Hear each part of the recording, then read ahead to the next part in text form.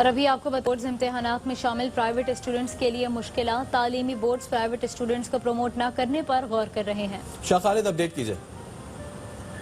جی بالکل، تعلیمی بورڈ کے پرائیویٹ اسٹوڈنٹ کو پروموٹ نہ کرنے پر غور جو ہے وہ جاری ہے۔ وفاقی وزارت تعلیم نے بورڈ سے میٹرک اور انٹرمیڈیٹ اسٹوڈنٹ کا ڈیٹا حاصل کر لیا ہے۔ ملک بھر کے 29 بورڈ اور 3 ٹیکنیکل بورڈ میں تقریباً 40 لاکھ طالب علموں نے داخلے بھجوائے ہیں۔ ذرائع یہ ہے کہ کیمبرج نے بھی پرائیویٹ طلبہ کو پروموٹ نہ کرنے کا فیصلہ کیا تھا اور مجموعی طور پر 30 سے 35% پرائیویٹ امیدوار سپلی اکٹھے امتحانات اور پر ان کے امتحانات دینے والے اسٹوڈنٹ شامل ہیں۔ ہر بورڈ کا 3 سالوں کے نتائج کا جائزہ آئے گا، جب نمبروں کے تناسب کے حساب سے امیدواروں کو پروموٹ کیا جائے گا اور ساتھ میں 10ویں اور 12ویں کے امیدواروں کو 4 سے 6% اضافی مارکس دینے پر بھی غور جاری ہے۔ وزارت تعلیم نے 11 مئی کو اہم اجلاس طلب کر لیا ہے۔